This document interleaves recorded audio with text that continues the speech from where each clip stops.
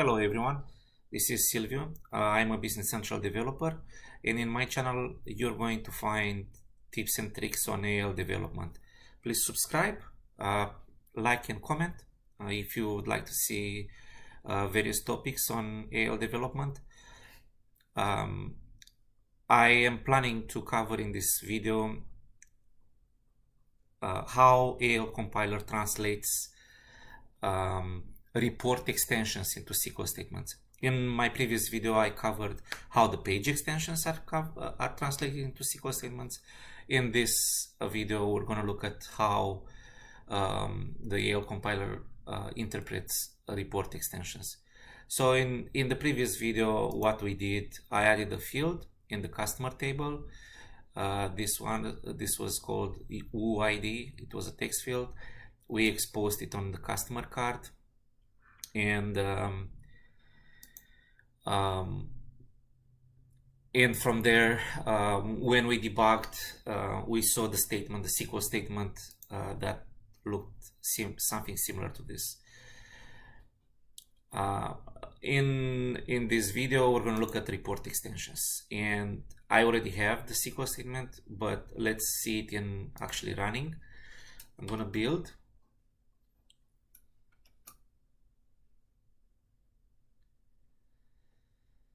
The source code of the report extension is actually here. We see that we're going to look at the customer top 10 list. It's a base application report. We can have a look here on how it looks like. We have a data item on the customer, and then another data item on the integer to build probably the hierarchy of the list of the top 10 reports. But coming back to our report here, what I added a field UID, and that field I have it in the table extension in here, and also what we're trying to do here is we're trying to capture that field with some sort of functionality. If it's empty UID, then we're going to have an error. But I'm going to establish a breakpoint here, and when we hit that point, we should be able to see the SQL statement that gets generated and sent to the SQL server. So let's publish with debugging.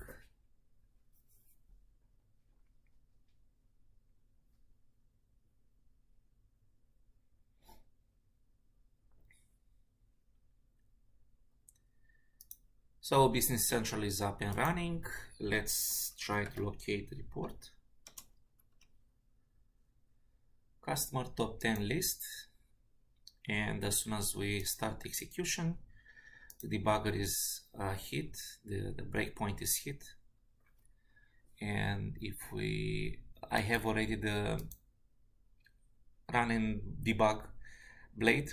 And if we look at database statistics and then last executed SQL statement, and we can start from here. Yeah, that seems to be close, but not exactly.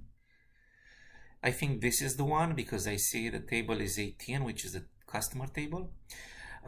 So yeah, so as soon as we arrive in this trigger in the report extension, we have already generated the SQL statement, and I mean, for demo purposes, I already selected the query and formatted it nicely, and this is it here. So it's selecting from customer. It's selecting a few fields, including our field. But you noticed it's the table is something we don't know exactly what it is until a bit later, and then some system fields, and the query is based on this would be the server, then the company, and then this is the table name, And as you can see, we have 437D. This is the extension, the base application extension. Let's decrease this a little bit to see a bit more. So that would be the ID, the application ID of the base application, and then we have the keyword join on another table on the same server. This time is also the customer table, but it's the customer table belonging to this extension E0F7, which is basically my extension E0F7. Yeah, so if we go to again to see the query, what do we see? So we've got a few fields from the customer table, including our field, and this query is based on the customer table from base application and customer table from my application. You can see the customer table from my application is named to be shortened, the name to be shortened into 18 underscore E211. 18, I think it's pretty clear what's coming from. We have the customer table number 18, but that E211, I am not really sure what's that about.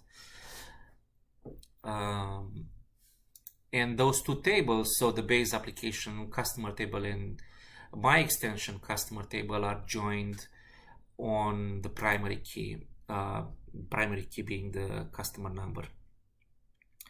And that's it. That's how report extensions are sent to the database via a join table, just like we've seen with the page extensions. I hope this helps. If you like, please subscribe to my channel, like, comment, and you'll see more tips and tricks like this, which I hope they help. Thank you, and I'll see you soon.